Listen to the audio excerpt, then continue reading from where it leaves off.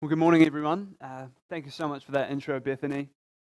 And thank you to everyone at Wyndham Evangelical Church for the warm welcome you guys have extended to us. It's been really great. This is my first time down in Wyndham. It's the furthest south I've ever been in New Zealand, and the hospitality is just amazing. I mean, last night we asked for toast, and we got fried chicken from Jeff.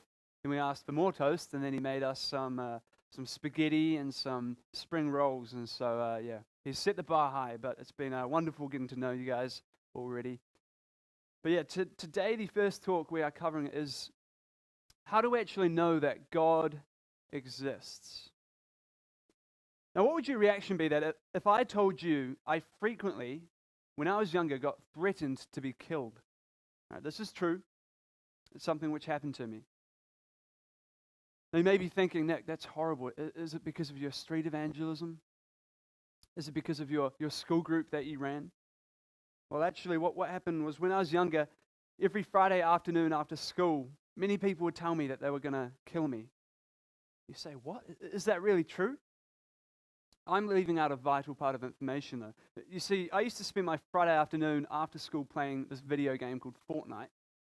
And my friends would tell me, hey, Nick, on Fortnite, I'm going to go and kill you. Well, they would make threats, right? And we'll just talk to each other like this. It was a wee bit of banter. But the important thing here is that when I initially told you that people were going to kill me, you probably think, no, that's a bit extreme. Your reaction might have changed depending on that vital bit of information that I gave you. Now, if I had taken what my friends had said as literal, if I truly believed them that they were actually going to kill me in real life, my reaction would have been a wee bit different, right? I probably wouldn't have just gone home and jumped on my Xbox. I may have gone to the police instead. But because I knew the context, because I knew that they were only kind of joking or they were talking about a video game, my reaction was a wee bit different, right? The stakes weren't actually that high because neither of us believed that what we were saying was literally true. We knew it was just a game. We knew it was make-believe. And here's the point. It's important for us to understand whether the claims we are making as Christians are literally true. When it comes to Christianity, when we talk about this historical figure called Jesus Christ, when we talk about this invisible God who created all things, if people don't actually believe that what we're talking about is literally true, none of it matters in the first place. You see, today, later on, we're going to be talking about the resurrection. We're going to be talking about why God allows suffering. We're going to be talking about the Christian view on certain different things. But if people don't believe God is real in the first place, they probably won't care much about that stuff, which is why this question here is such a foundational question. It's such a big question that Christians need to understand how to answer. So as Christians, we need to be able to show people that God does literally exist. He's not just real for us in some subjective sense. He's not just a nice thought or something that will get us through life with a wee bit of hope. We need to show that there is in fact a real creator of the universe, an all-knowing God that we do worship, who will one day have a day of justice, where the unrighteous will be punished for this. And it's also He's also a God who loved us enough to willingly lay down His life upon that cross 2,000 years ago. So how do we do that? How do we prove the existence of God as a Christian? Well, today I want to focus on 3 arguments for the existence of God. Firstly, the cosmological argument, which is the argument which focuses on how we can know the universe was actually created by someone or something. Secondly, we'll cover the teleological argument, or the argument from design, and this argument focuses on how we can know that whatever or whoever created the universe was an intelligent being. And then thirdly, and finally, we'll cover the axiological argument, which is a fancy word, what is often called the moral argument, and that states that if there really are things, objective things, such as right and wrong, there must be a higher power who is also a moral being. So, with all that being said, let's get into it. Firstly, we've got the cosmological argument. Now, I mentioned last night that I run a podcast, and earlier this year I had the privilege of interviewing someone by the name of Dr. Luke Barnes, and he's an astrophysicist with a PhD from the University of Cambridge. He's a lecturer at Western Sydney University. In other words, this guy knows his stuff, right? He's a Christian as well. And we talked about multiverse theory and all this crazy science stuff that went over my head as well. And at the end of it, I looked to him and I said, hey, look, if there was one argument, if there was one bit of evidence or one point you would make to someone who didn't believe in God to try and convince them that God was real, what would you say? I mean, you'd expect this guy who's spending the majority of his time in the field of, looking at the design of the universe to talk about that. But instead he said this: why is there something rather than nothing? Why is there something rather than nothing? I mean, certain atheists have tried to answer this question before, and they've ridiculed the Bible in the process. There's a famous physicist by the name of Lawrence Krauss. He's an atheist, and he once said this: people have often asked that question, and there's lots of different ways of answering it. You can start by saying, in the beginning, and then have a whole book that doesn't explain anything about anything, or you can turn to the universe. Right, this is the claim of an atheist. And he's actually the author of a book called A Universe from Nothing. But he points something important out to us.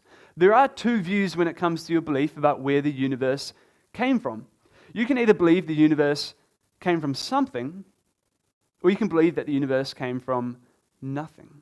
There is no middle ground. And so the cosmological argument deals with this issue and is presented with two premises and a conclusion. So let's walk through what they are. Number one, whatever begins to exist has a cause. After this, we get the universe began to exist. And finally, if these two premises are true, we can conclude that therefore the universe had a cause. And this is a simple, what's called a deductive argument. This means the conclusion must be true if the premises are true as well. So let's take a look and see if this really is true. So my first question for you is, how often do we see things popping into existence out of thin air? I mean, wouldn't it be nice if we just woke up and there's a Ferrari in our garage, or we got home from work and just a beautiful three-course meal had been made for us with no preparation? And everything which begins to exist, everything which comes into existence must have a cause. I mean, this is a concept so simple that even children can understand that as well. I mean, imagine that you went to Dunedin and you saw extreme flooding. Right? It's probably quite likely, but you wouldn't have had seen all the rain. You wouldn't have had to see the rain or even see the clouds. You know that the cause must have been a whole lot of rain. In other words, none of us would have had to ever see the cause of the flood, but by seeing the effect of the flood, we know that there must have been a cause. Or some other examples we can use is talking about a building. I mean, for example, if we look at these buildings up here on the screen, we know logically that because the buildings exist, there must be a builder. We know as well that every bit of music we listen to means there must have been a musician behind it. And for every piece of artwork, there must have been an artist. Right? This is simple logic, and we can all agree that everything which comes into existence, everything which begins to exist, must have a cause. Now, often one of the most common pushbacks against this argument, when you say it as a Christian, people ask you, well, who created God? It's a good question, but that's why it's important we say whatever begins to exist. You see, God never began to exist. So going along with premise one, whatever begins to exist has a cause. I think we can all agree that that is true. Secondly, here's where the rubber meets the road. The universe began to exist. This is where we have a lot of debate. So let's take a look at it and see if this is really true. Now, we don't have time to get into all the scientific evidence, but it is there, right? It's almost undisputed by scientists, whether they're Christian or not, that the universe had a beginning. We can look at the second law of thermodynamics. We can look at the fact the universe is expanding. We can look at Einstein's theory of general relativity. And if you want to know more about that, feel free to have a chat afterwards. But for now, I want to look at how logically and simply we can prove that the universe must have had a beginning. I work at a kids program, and one thing I love to do with kids is ask them what they think the biggest number in the world is. I say, hey Henry, what do you think the biggest number is? And he looks at me bright-eyed and he says, 100. And I say, well, what about 101? And he thinks, oh, that's a good point, Nick. 200. And I say, what about 201? And then he goes, oh, that's a good point. Eventually he ends up at 635 and concludes there's nothing greater than that. But some kids I ask, they end up saying it's infinity. That's the biggest number. And I joke around and I say, what about infinity times 2? And again, they get stumped by this one. But the thing about infinity is it's not actually a number. I mean, suppose you had infinity apples in your backyard. Don't ask me how you'd fit them there, but if you had infinity apples and then you added one more apple, how many apples would you have now? You still have infinity, right? Or what if you took away 1,000,000 apples from your infinity apples? How many would you have? You still have infinity. And the reason is because infinity isn't actually a number. It's a concept. So people who claim that the universe has been around forever, or if they claim the universe has been around for an infinite amount of time, ask them this. If we add one more day onto our history, does our history get longer? Most people would say yes. As we move through time, as we get days, 1 week from now, our history is longer than it is right now. But if the universe has been around for an infinite amount of time, how could this be? How could we get here right now? And the very fact that we are living in this moment right now means that there must have been a beginning moment as well. It's like if this wall is the beginning of time and we're currently here, every day we go by, we're going further away from that beginning point. But if there was no beginning, if there had been an infinite amount of space, we never would have got to this point where we are. So, premise 2, just going off the logical reasons, is true. And we haven't even really dived into the scientific evidence as well. Which means that number 3, therefore the universe had a cause. Well, Lawrence, the physicist, which said that we can write a book which is in the beginning and then say nothing about anything. You can mock the Bible all you want, but you didn't finish the sentence properly. The Bible starts with, in the beginning, God. Your worldview is, in the beginning, nothing. And which worldview is more reasonable?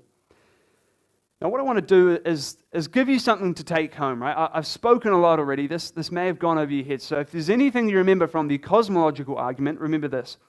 If someone asks you for proof of the existence of God, look around you and point to a building, hopefully you're near a building, or point to something which has been made, and say, how do you know that there was a builder? How do you know that there was a maker? And that person's going to say, well, because it exists. And you just say, hey, well, if the building proves that there's a builder, isn't creation proof of a creator? And this is what I use out in the street with people, and it's a very, very effective way of helping people to understand that it's logical that the universe required a creator.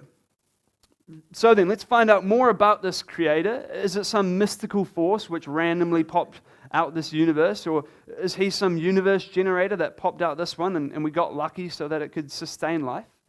Does this creator even think?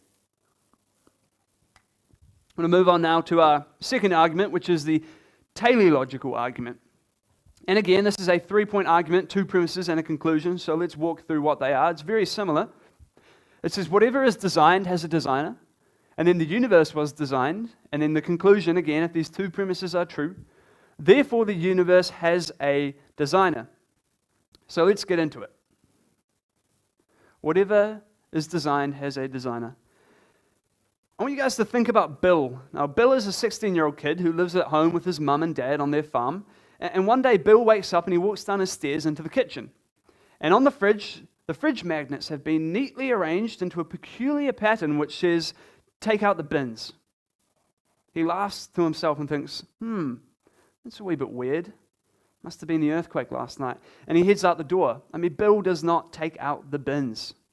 Now, as he walks down his driveway, he looks to the paddock on his left and he sees these great mounds of dirt shaped into what looks like jumps and landings for motorbikes. Whoa! Our cows are amazing. Funny how they just randomly arrange the dirt this way. And he moves on. And he gets to the local store and he looks up to the sky and the clouds have arranged themselves into a pattern that says, will you marry me? Whoa, he exclaims. Funny how nature does that sometimes. I mean, you see, Bill has been taught in his high school biology class that given enough time, through random processes, you can end up with intelligent information appearing. He listens to the co-discoverer of DNA, Francis Crick, who says, biologists must constantly keep in mind that what they see was not designed, but rather evolved.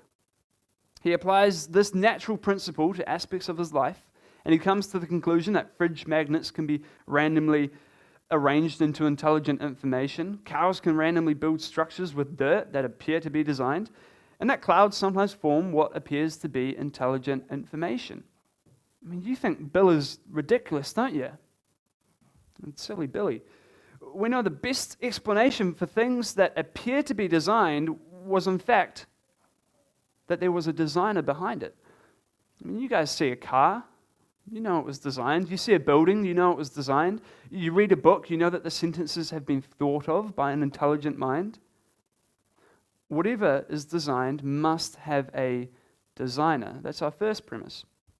Number two, the universe was designed. Is there then evidence that our universe that we're living in, is there evidence that it was designed?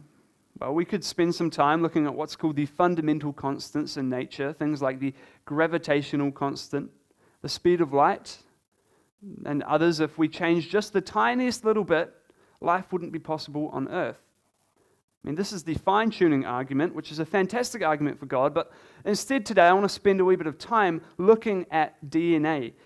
And if DNA appears to be designed, the best explanation is that it probably was. Did you guys know that in each one of your 37 trillion cells, there's a software program that's 3.5 billion letters long? And what do I mean by software program? Well, Bill Gates, the creator of Microsoft, he once said DNA is like a computer program, but far, far more advanced than any software we've ever created. David Attenborough called it the book of life. Bear in mind, these two guys are not Christians. Scientists often call it the instruction book for life because every time your body has to make something new, whether it's a new hair or heal a wound or grow a muscle, it refers to the DNA to get its information. I mean, DNA has a structure which looks like a twisted ladder. The sides of the ladder are made out of deoxyribose and phosphate molecules, and the rungs of the ladder are made up of 4 nitrogen bases, adenine, thymine, cytosine, and guanine, represented by A, T, C, and G. Now, you may have learned about this in your high school classes, but scientists, they call these letters, A, T, C, and G, the genetic alphabet. Now, just as we take letters from our 26-letter alphabet and we arrange them to form sentences, DNA is made up of ordered patterns of the genetic alphabet, and that makes up information. And the information is then used to instruct our body on how to make us. The information determines our height, our eye color, our hair color, our shape, our skin tone. All living things have DNA, from plants to insects to animals to humans. DNA is the instruction book behind every living thing. In fact, DNA can store information much greater than any man-made information storage system. And if you just got 1 gram of DNA, 1 tiny little gram of DNA, you could store 215 million gigabytes of information. And to put it into context, that's 420,000 iPhones in a single gram of DNA. I mean, the storage capacity of DNA is tremendous. Has anyone ever watched the movie Blade Runner 2049? Great. This might not go too well then. I'll give you some context. The officer is like a police officer in this movie. He's looking into a computer and he's looking for a DNA match between some bit of evidence and a real person. And as he's looking, he notices a lot of, you can see on the screen, it's A, T, C, and G arranged in a whole number of different ways. And this officer, he's got a artificial intelligence robot with him who's kind of helping him in his investigation. And she says this. She says, data makes the man. A and C and T and G, the alphabet of you, all from 4 symbols. You see, this AI is recognizing that man is made up of these 4 symbols. But here's what she says afterwards. I'm only 2, 1 and 0.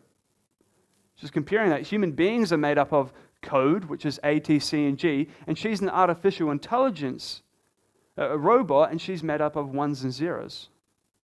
So why on earth do we believe that somehow the ATCG code is random and it can happen through random processes, yet we would never believe that an artificial intelligence robot could come from randomness?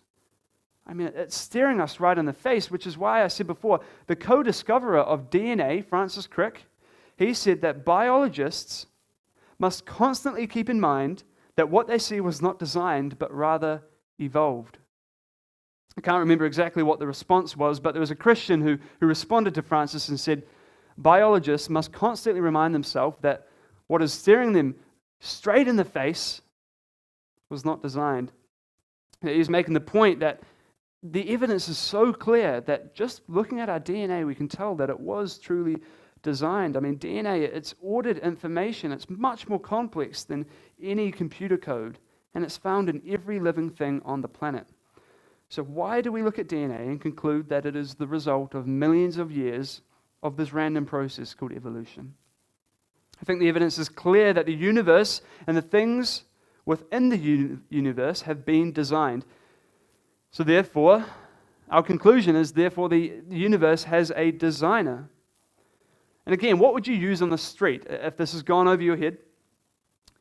Ask someone this: would you believe that a children's book with the most basic information could have been randomly formed?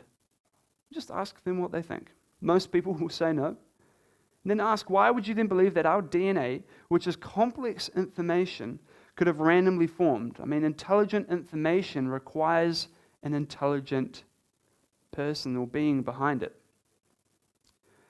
Right, so far we've established that the universe must have had a creator. That was the cosmological argument. And now we've established that the creator is an intelligent being as well, since it has produced intelligent information.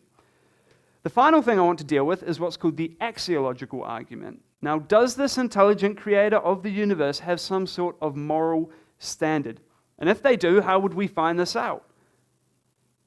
If we found out that they do have a moral standard, what happens to those who disobey their moral standard as well? Now again, this argument has two premises and a conclusion. Number one, every law has a lawgiver. Number two, the universe has a moral law. And number three, therefore the universe has a moral lawgiver. Now you guys are getting the hang of this. Basic cause and effect. Every law has a lawgiver. You see, every type of law has an origin, whether it was the American Constitution in 1787 or the New Zealand Highway Code, which was first introduced in 1936. Every law in our governments had an origin. They came about from somewhere. In other words, every bit of legislation had a legislator. This is again as basic cause and effect. We see the effect, which are the laws, and we conclude that there must have been an effect, which is a lawgiver. So then, if our universe has some sort of transcendent, objective, moral law, it would need a moral lawgiver, which again brings us to premise number 2. The universe has a moral law. Now, what I'm about to describe to you is going to be uncomfortable. You may feel a wee bit sick afterwards, but it's going to make an incredibly important point. And for the sake of the children in here, I'm going to try to dull it down a wee bit. But what I could do now is I could tell the horrendous story of Pol Pot and the Cambodian genocide, and recall S21, which was a former school which was turned into an interrogation and torture chamber. Now, according to Wikipedia, and I'm not going to read this word for word, most prisoners at this place, they were held there for 2 to 3 months. However, several high-ranking Khmer Rouge cadres were held longer. Within 2 to 3 days after they were brought to S21, all prisoners were taken for interrogation. The system at this prison was designed to make prisoners confess to whatever crimes they were charged with by their captors, whether they had truly done that or not. They were routinely beaten, tortured. I won't read out the list of things which were done to them, but what I will show you is some of the victims of this horrible, horrible place. Children, young kids who were forced to confess to crimes.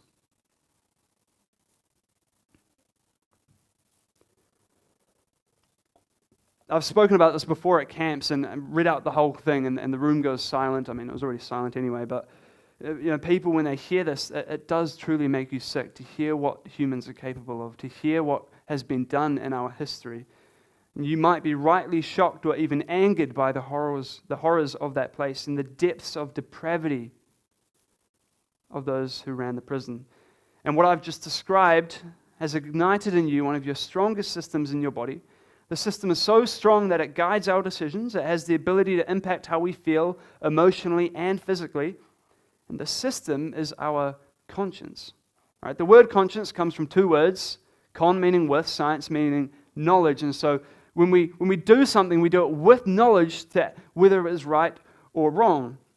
This conscience is not a physical part of us like an organ, but rather it is something that God has placed within us. And in Romans chapter 2, verse 14 and 15, we read, "For when Gentiles who do not have the law, by nature do the things in the law, these, although not having the law, are a law to themselves, who show the work of the law written in their hearts, their conscience also bearing witness, and between themselves their thoughts accusing or else excusing them, in the day when God will judge the secrets of men by Jesus Christ, according to my gospel." The point here is that God has written morality on our heart. That is why when I read out the horrors before of that S21 prison in Cambodia, you knew naturally that it was wrong. We never needed to be taught in high school by our parents and teachers that what happened here was wrong. We just knew. We know that there is an objective moral law. Now, what do I mean by objective? I've been using that word a lot, so I want to give you an example. There's two types of truths. We've got objective truth and subjective truth. And to put it simply, objective truth is something which is true depending on the object of the statement or what the statement is about. And subjective truth is something which is true depending on the subject of the statement, or in other words, who is making the statement.